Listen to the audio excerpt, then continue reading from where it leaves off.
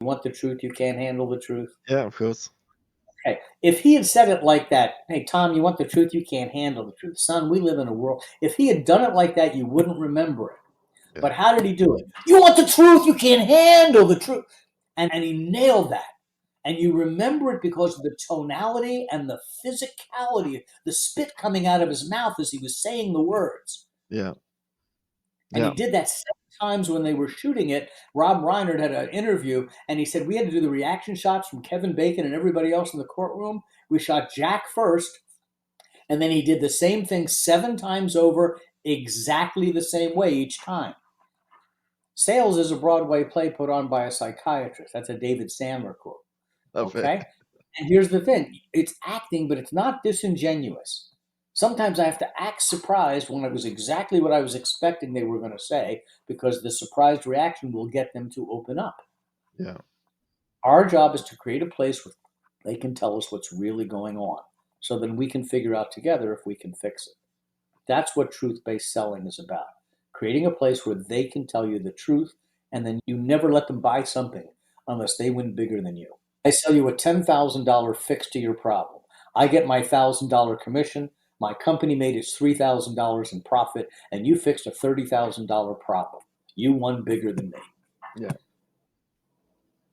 What are the common mistakes that business owners make with regards to sales? They want their people to learn don't work. You have talking points, that's fine, but scripts do not work. Also, I read the book once, 586 surefire closing lines. And nobody on the way, always on the way home from the meeting, oh, line number 712. I should have used number 712. You don't remember things like that. Yeah. You have to learn how to respond to people, how to communicate with people. And unfortunately, with a lot of people, younger generations, they're not nearly as conversant. They don't know how to have real meaningful conversations. And if they're going into sales, this is going to hurt them drastically. Spending my time on a screen, looking at a phone, texting everything is not the same as talking to people. They default to email because I'll send them an email because calling is impolite. No, bullshit. I don't know if I can use that on this You can. It's podcast, absolutely fine. but that you've got to pick up the phone. Companies do not do business with companies. People do business with people. Yeah. So if you don't know how to talk to people and get people engaged in a conversation, how to be interested in them and how to be interesting. This guy's interesting. I want to talk to him. That's what you need to be. And it's tough because a lot of people don't have that skill anymore. And another thing that people are told in sales conferences and taught how to is to talk about the features of a business. Now, I know you don't like people necessarily talking of features. You want people to have real conversations, have honest conversations, and ask really important questions. But it's Well, easier to just tell them, well, these are the features of the product or service. people do not buy features, advantages, and benefits. People buy one thing. Will this item or service fix the problem that I have? It's about being a problem solver for people. It doesn't matter. We talk about stainless steel, aluminum, stainless steel silverware, right? You don't care that it's stainless steel. You want it because the old stuff rusted and this won't rust. Or the old stuff bent and this won't bend. You're trying to fix the bend or the rust. You don't care. If it was a different material and it fixed it, it wouldn't matter that it's stainless steel. The other thing about features, advantages, and benefits are this. Mark, you own a podcast company. What are the three major benefits of using you rather than somebody else? The coaching, Good. the ease, it basically we make it very easy for people, and it can be designed around their schedule.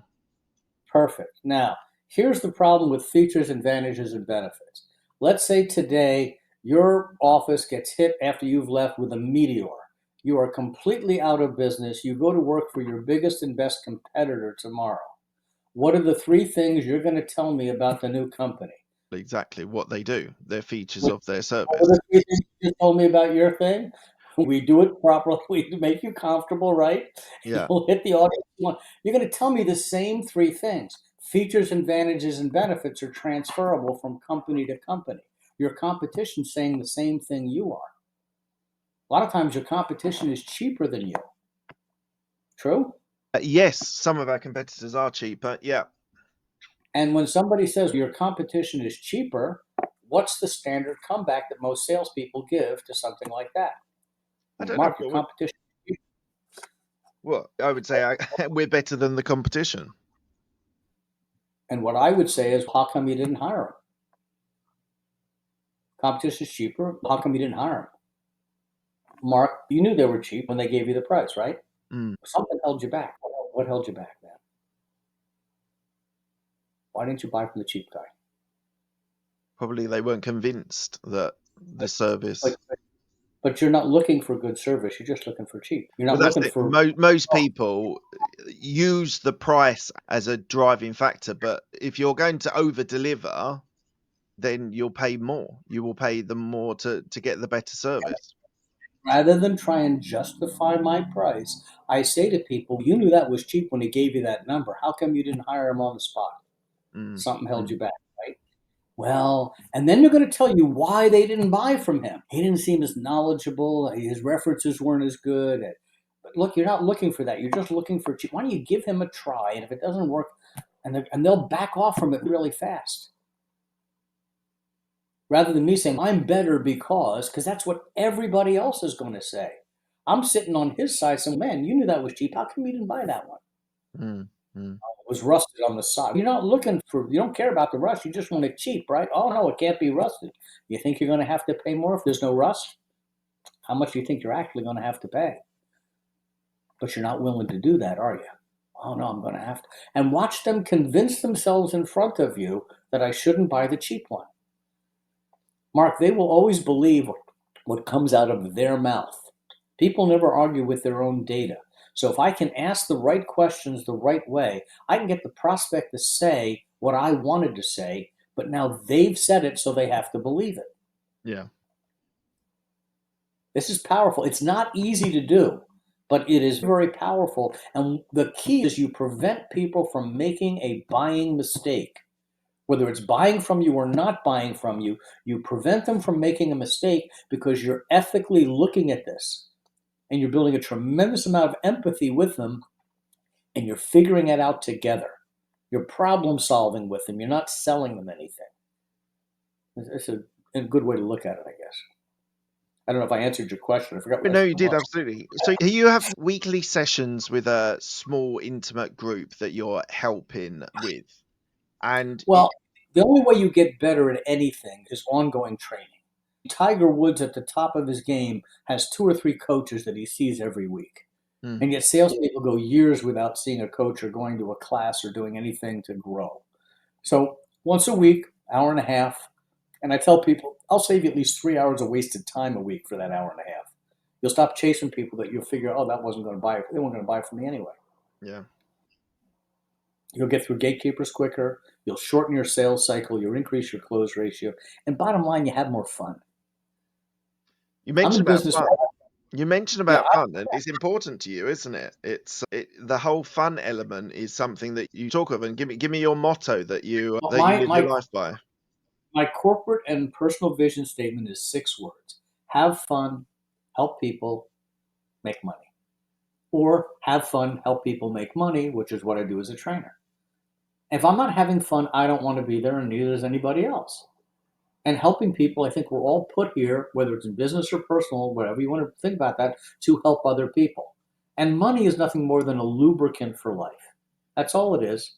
It makes life easier. You can't buy happiness, but you can rent it. That's the old adage. But the bottom line is when you have enough money that life is okay, everything else seems to fall into place. Who is your ideal client? Who is the people that you're looking to be able to help on this weekly training?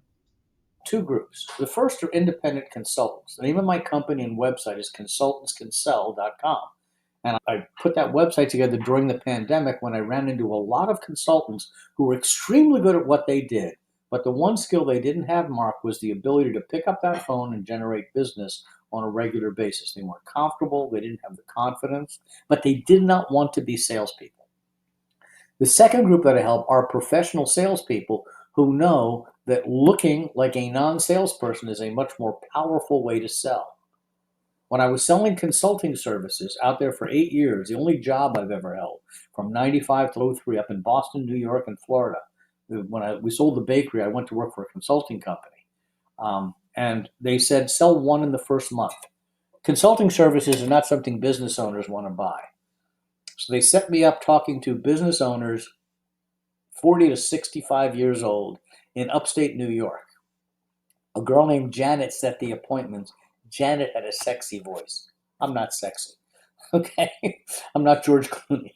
So I come walking in at 8:30 in the morning to you, a business owner. I say, Mark, I'm really sorry, but Janet couldn't make it today. She's stuck in Boston, which was the truth. She was on the phone in Boston. Would it be okay if I filled in? They'd look at their watch and say, okay. And they'd grumble and I'd come in. Lots of bonding and rapport, right? Completely out of rapport. My job was to get this business owner to tell me everything about their business in the next hour.